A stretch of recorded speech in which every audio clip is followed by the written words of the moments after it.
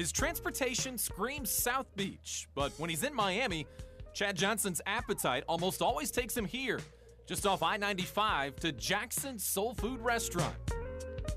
It's famous for soul food restaurant for any and everybody. Jackson Soul Food Restaurant. Mr. Jackson and his family have served breakfast and lunch in this neighborhood for more than 40 years. They know how to make pancakes, and they know Chad Johnson's order by heart. All right. When the sun goes down in Miami, that's when the clubs on South Beach heat up. But it's not the bright lights of Ocean Drive that attract Chad Johnson as much as the stadium lights just a few miles away. The Friday night matchup between the Central Rockets and the Carroll City Chiefs is big for Johnson. Not because he played for either team, because he didn't. Not because he's got family or friends on the field. He doesn't. But it is football. And so the kid from Miami, whose work on the field has made him famous, spends his Friday night watching football from the stands. On a Friday night, you could be anywhere in Miami, doing anything you want. Why are you here? Football, man, you know, being able to come back, you know, look at, you know, where I came from, you know, being able to watch the game, man, see the kids, man, especially, you know, tomorrow superstars right now in high school. I mean, it's fun, it's good, I enjoy it. What do you like about watching high school football? I like it. You love football, but Yeah. why do you love high school football? High school football here in Miami is completely different. That a boy! You know, all of them are just like me, it's no different. You know, what we call trash talking and being confident and all that, it's in all of them. Every last one, I guarantee you talk to them, they all just like me, it's no different. It's just everybody doesn't get that chance to make it, that's all. I just did an interview, you know, for Chandler in Cincinnati, and they asked me, why am I here? You know, I could be anywhere, it's my bye week, why am I here watching y'all boys? And I just told him, man, this is our future out here, as far as the NFL goes. Man, I love y'all, man. Y'all stay blessed. Enjoy the season. It's going down. Oh, when we play Atlanta in 3 more weeks, y'all watch me torch D'Angelo Hall, please. Please. What kind of things do you hear from folks that you haven't seen in a long time that see you now? I never would have thought. I never would have thought you would have made it. Man, you hear all kind of stuff, but really everybody really being surprised, man, and just really glad that I've come so far. And most of the people here in Miami know what I've been through, my struggles, and they just really appreciate what I'm doing right now.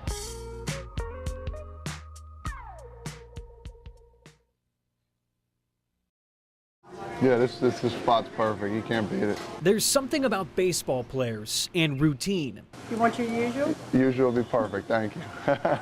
It's not unusual for a ball player to be superstitious, but that's not on Todd Frazier's front burner.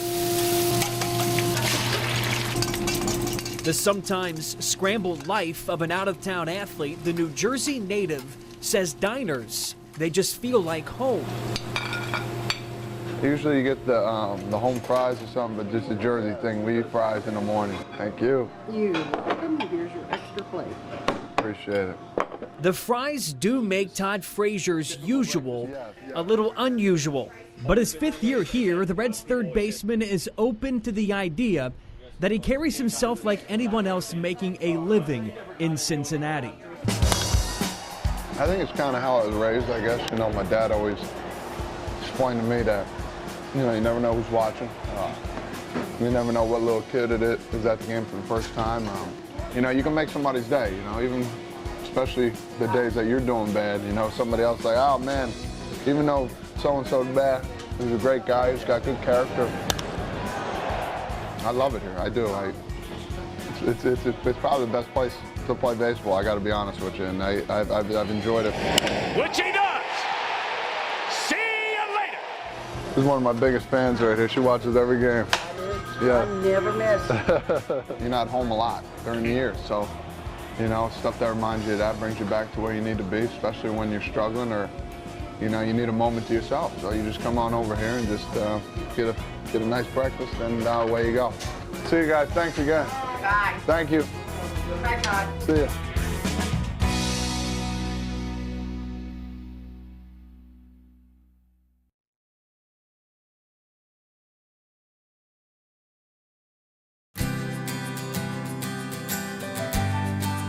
Certain moments in life bring on so much emotion, they become unforgettable.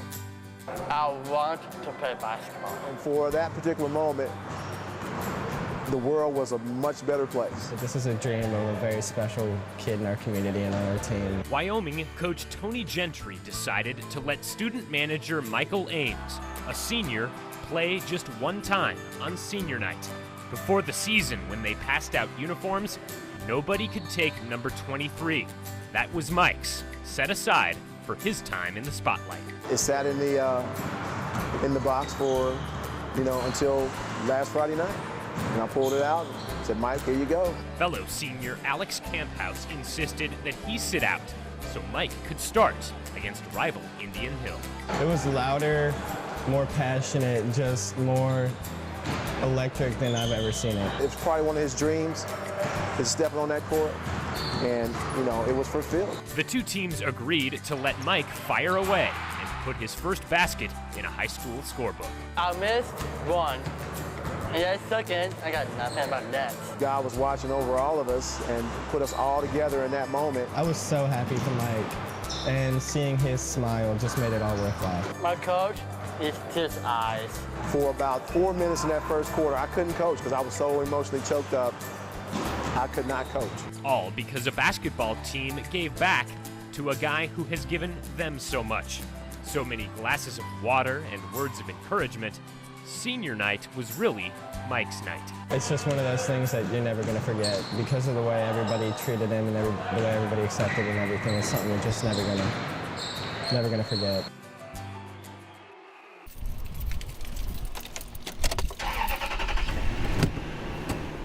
I'm nervous. I'm not going to lie, I'm nervous about it. But I'm excited. It's going to be a new chapter in my life. It's graduation day for Ryle High School's class of 2013, and all that separates Zach Vassar from that next chapter of his life is to pick up his diploma and to walk across the stage to get it. This was the main goal we had set from the beginning, so trying to get to this point has been a long road.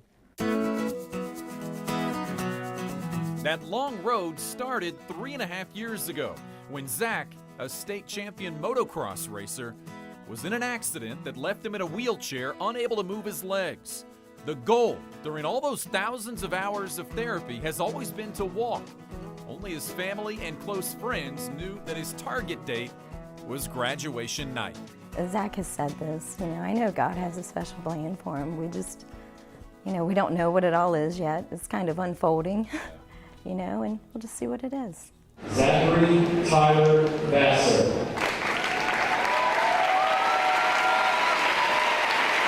I've realized what my potential is and how far I can go. Ever since I was racing motocross, I had always pushed myself to the limits, and that's what I'm still doing now. Just, I like to say in a different way.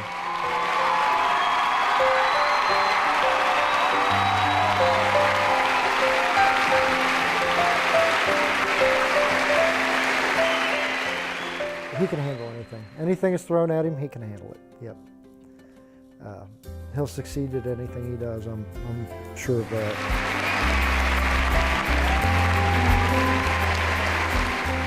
Just because something bad happens to you, it doesn't have to define who you are. You can overcome that, and he's done that.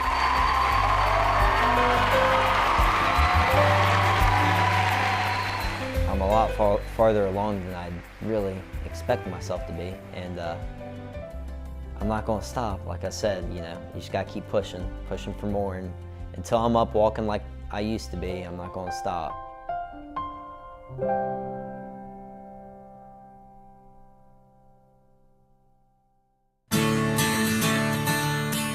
For the first time in 3 years, baseball season was back to normal for Wendy and Scott Schlesner. With 4 sons on 4 different teams, normal means the Schlesners split up, travel field to field, and make as many games as possible. But they made sure they spent a little extra time at Loveland High School. Let's go, Cole! To watch 17-year-old Cole pitch for the Tigers JV team. You know, I'd be lying to you if I didn't say it was almost miraculous. And it's a great thing to see him play baseball, not just because he loves to play baseball, but because I think it's a really concrete and tangible example of how far he's come over the past 3 years. In May of 2009, Cole was pitching for the Cincinnati Sticks when he was hit in the head by a line drive. Emergency surgery to remove part of his skull allowed his brain to eventually heal and saved his life. It's been really long and hard, but I've gotten through it with my parents and God, and just my faith in God. Nice pitch.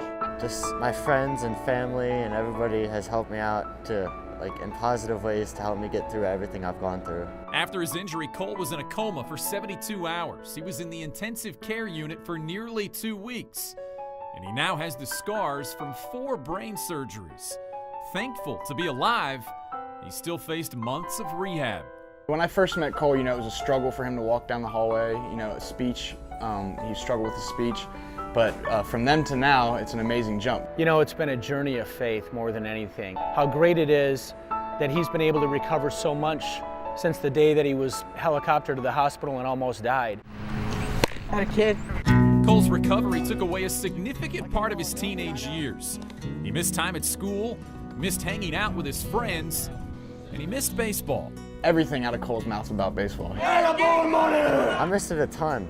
I would go to my little brother's games or just Reds games or my high school baseball team's games and just hope, be thinking, why can't I be out there with them, or when can I, or how long until I'm out there with them? And I just used to dream about every single night, getting back out on the field just to play again. Early on, he did start talking about wanting to play.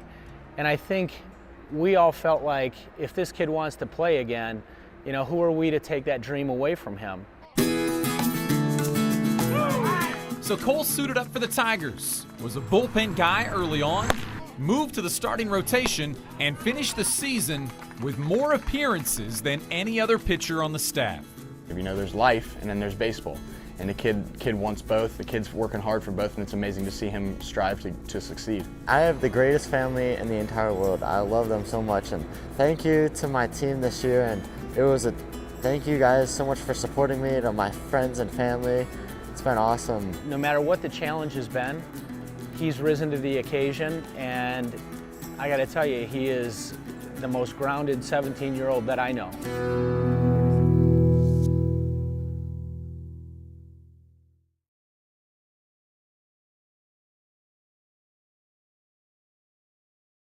Hello there, everyone. I'm Lance McAllister. It may be cold outside, but the dog days of summer are just ahead. They may look like a motley crew, but these coaches know what they're doing. The Wolves went 62-26-1 last year. Will they get the same production on offense? What about base running? Will the Wolves be solid with the gloves? The pitching staff was aces last year. Will they be able to bring the heat this year? Now that's a lot to think about. It's America's pastime. Don't be a hater. No time to sit around. Wake up! Let's dive in, because we have a great-looking show as we preview the 2015 Wolves on This Week in Baseball. So let's meet the Wolves. You want speed? Tommy Carpenter has speed. Dangerous on the bases as well as in the batter's box. He averaged .354 with 54 RBIs and 10 doubles. He was a gem with the glove as well, playing outfield and middle infield. Peyton Flannery, another kid who can flat out hit. He batted .411 with 70 RBIs and 11 doubles. He can bring the heat from the mound as well. A starter on the Wolves staff, we expect big things from Peyton. Nate Jones, a kid with a lot of power at the plate. Nate led the team with a .474 batting average, 7 homers, and 11 doubles. As intimidating as he is at the plate, he's even more intimidating on the mound. A hard-throwing right-hander who's not afraid to pitch inside. Don't let his size fool you. Carson Wood can hit the baseball. A solid contact hitter who batted .306 last year with 44 RBIs and 4 doubles. He can also steal a few bases if you're not careful. He's a solid outfielder with Web Gem written all over him. Another power hitter for the Wolves is Max McKenzie, a solid player on both offense and defense. A beast behind the plate, very Corky Miller-like. In the batter's box, he's no joke. Max hit .424 and led the team with 123 RBIs and had a triple and 7 doubles. How about that? Austin Mersman is quick and fast, bats left-handed, and he's not afraid to bunt the ball. He averaged .386 with 8 doubles and 55 RBIs. He'll steal a few bases as well. He's awesome with the glove. He's the Wolves center fielder who covers a lot of ground. Evan Steen may be nice off the field, but he's a beast on the field. A hard-throwing right-handed pitcher who shows a lot of emotion. When not pitching, you can find Evan guarding the line at first base. As a hitter, he hit .417 with 72 ribbies and led the team in runs scored. Gage Testerman played fall ball with the Wolves last year. He's a right-handed pitcher with great command, throws strikes, and doesn't give up many walks. He can bring a lot of pop at the plate as well. He batted .437 with 35 ribbies, 5 doubles, 2 triples, and a homer. Isaac Vest is a crafty player. He will try and crack a spot on the starting rotation. He's exciting to watch on the bases. He's fast and can steal a base like Billy Hamilton. He batted .370 with 20 RBIs, a triple, and a homer. Older brother Trent Vest is another hard-throwing pitcher who's not afraid to go after a hitter. Trent batted .385 with 76 ribbies, 20 doubles, 8 triples, and 2 homers. When Trent gets on base, you might as well mark it down for a stolen base. He can flat out run. Jaden Wilson is a crafty right-handed pitcher who has great command of the plate.